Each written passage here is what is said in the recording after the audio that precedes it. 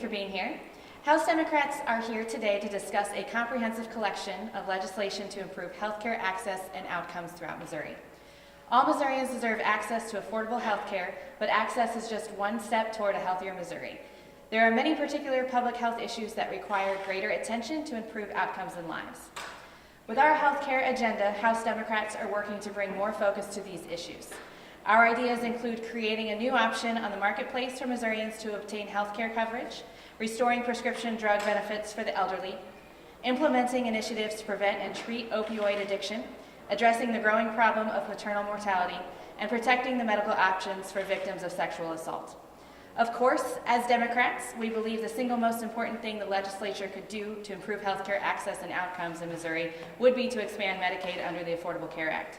But even though several Republican-controlled states have looked past the politics of this issue to embrace the public health benefits from Medicaid expansion, we know our Republican friends here in Missouri aren't ready to do that just yet. Until that day comes, Democrats offer this package of proposals that we hope can find bipartisan support to improve the lives and health of all Missourians. And many of the members that we want to highlight today are in committee. There's actually the Health Committee is happening right now, and Budget, but we will go through these briefly for those who are not here. First, I want to highlight Representative Cora Faith Walker, who has the prescription drug monitoring program on the Democrat side, which is House Bill 707.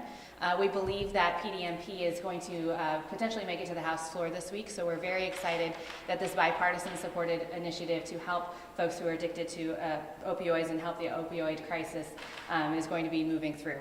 After that, I would like to highlight Representative Martha Stevens on her House Bill 553.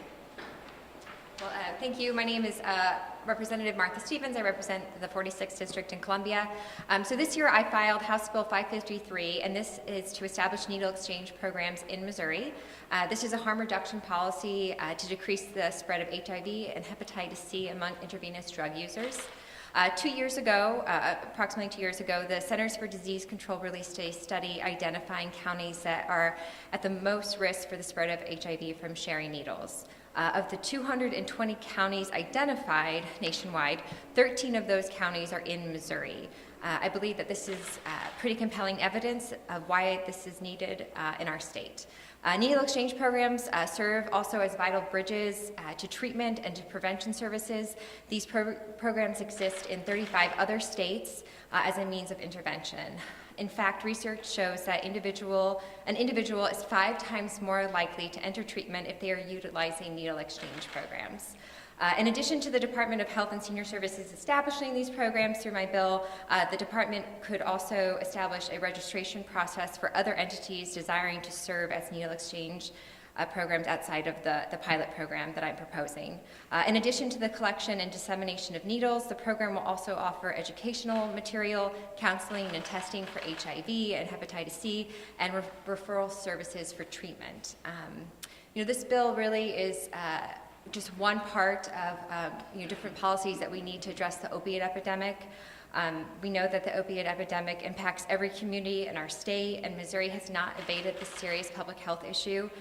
When it comes to treating drug addiction, we have to meet people where they are, and we also want to make sure that they are safe and as healthy as they can be while they're still using, and that's really the goal of this legislation. Thank you. And to follow that, we have another bill by Representative Applebaum that also will help address the opioid crisis we're dealing with in Missouri.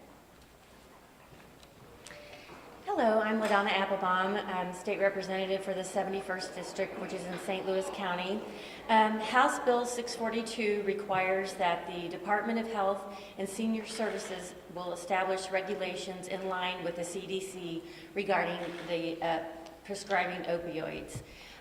Statistics, non-heroin opioids account for the majority of overdoses in Missouri.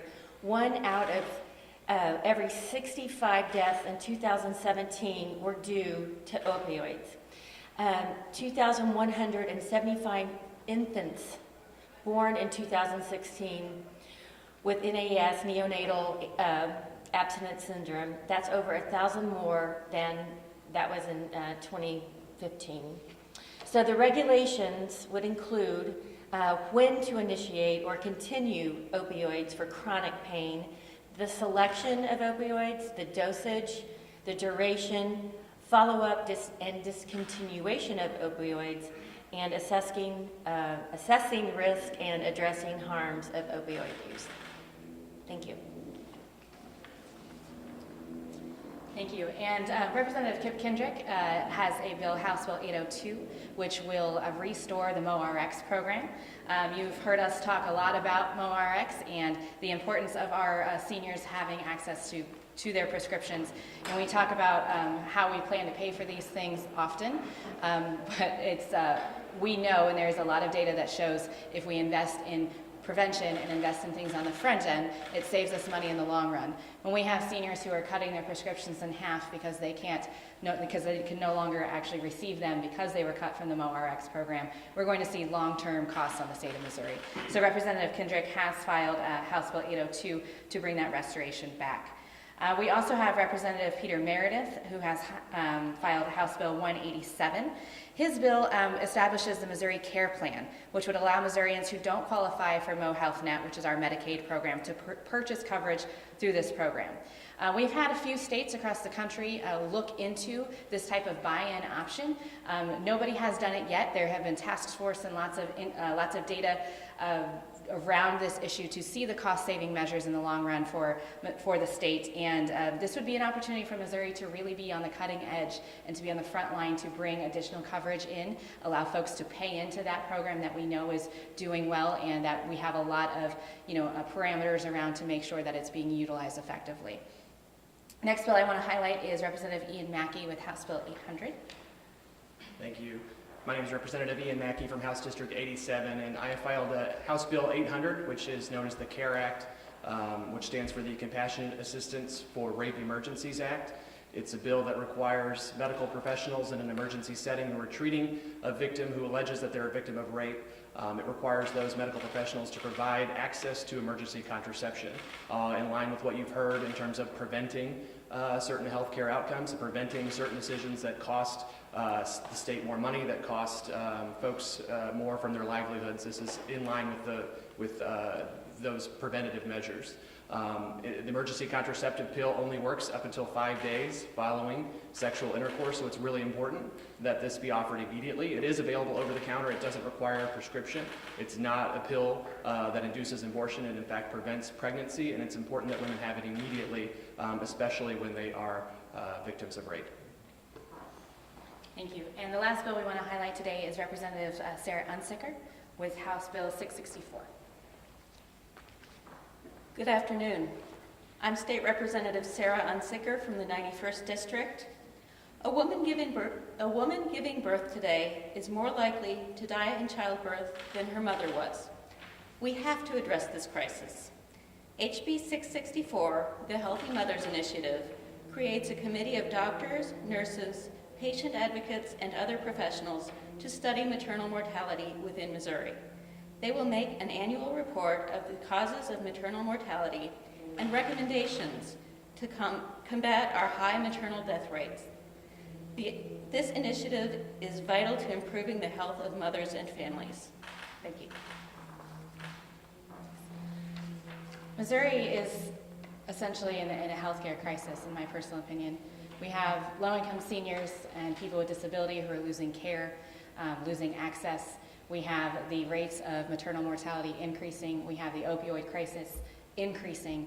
And when we are discussing healthcare and the legislation around this, we need to be looking at this from a bipartisan standpoint, looking at the data that we know exists, looking to other states that are doing good things, and then coming up with our own solutions if nobody is addressing these problems.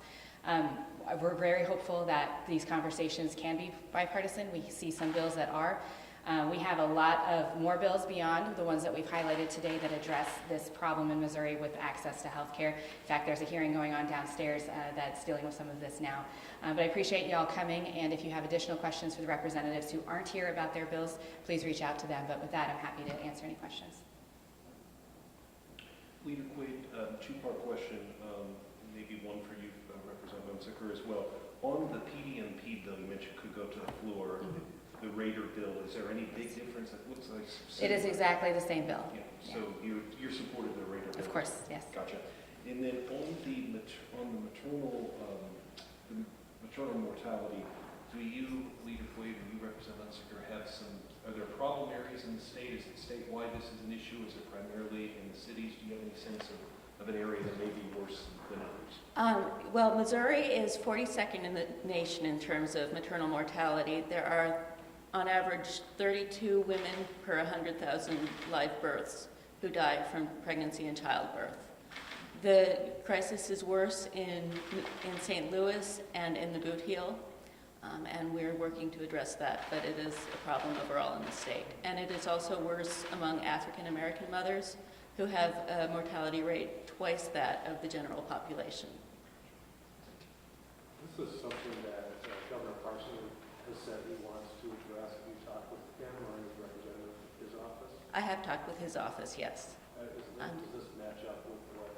It's pretty similar. I'm working on getting their support. There is currently a board that works on this. It's not in statute. It doesn't have any regulatory guidance as to what it does. I think this board is important both to give some clarity as to what they do, and also it's important because there's a federal law that passed last December that would give funds to the states to do these boards. So we want to bring down those funds to Missouri.